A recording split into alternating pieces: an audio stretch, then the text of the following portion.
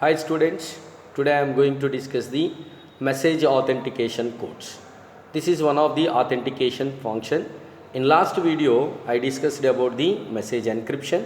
So what the message encryption? The ciphertext of the entire message serve as its authenticator. Now coming to the message authentication codes. So what exactly the message authentication code is nothing but we know that a public function and a secret key which produces a fixed length value which serves as its authenticator. So now coming to a public function. Here what the public function? A MAC function that is denoted by C.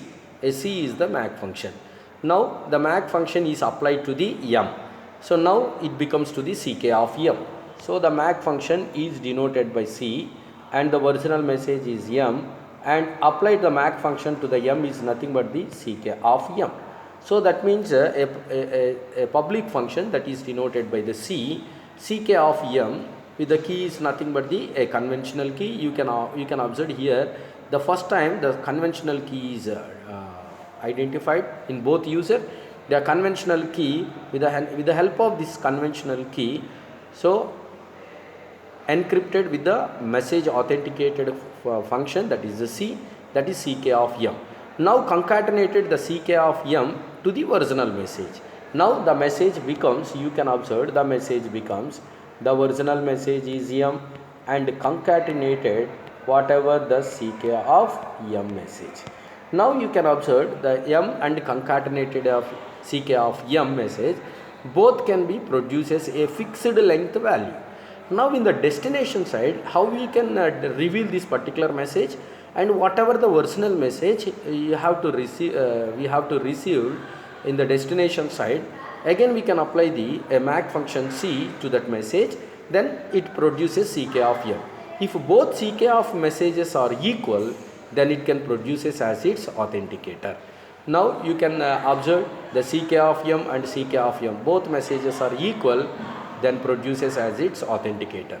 And coming to the second one, the message authentication and confidentiality authentication tied to ciphertext. So here authentication tied to plain text, authentication tied to ciphertext. Again the two types of messages are generated by the MAC function. When we are using this particular, so authentication tied to plain text in the sense, the authentication message is applied before encryption. So before encryption, the first point is authentication tied to plain text in the sense, the authentication function, that is C function, MAC function, that is the C function, which is applied before encryption. You can observe the second diagram. So here the C function is applied before encryption. Before encryption, that means the first we can apply to the MAC function C with the key K, then it produces the CK1 of M. After that only we can concatenate it with the original message M, and finally we can encrypt that message with the help of the key K2. So here you can observe the encryption can be applied after the MAC function. That's why the authentication tied to plain text. And second one is, here you can observe the same message can be produced as a fixed length value. And finally what message is generated? EK2 of message concatenated EK1 of M.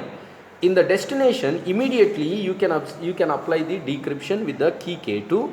So then it can reveals only the message which part of the M and which part of the CK of M. So now you can apply the MAC function C to that message, and finally you can compare the CK1 of M messages. If both messages are equal, then it can produces as its authenticator. And now you can observe in the third diagram, so that is the second concept of the MAC function, the authentication tied to ciphertext. What the authentication tied to ciphertext? In the previous, authentication tied to plain text in the sense, so before encryption we can use the MAC function to the message, and here after apply the encryption function, then we can apply the MAC function. Now you can observe, first initially we can observe the encryption, after that we can apply the MAC function. So that's why, so here the authentication tied to ciphertext. After preparation of the ciphertext, again we can apply the MAC function.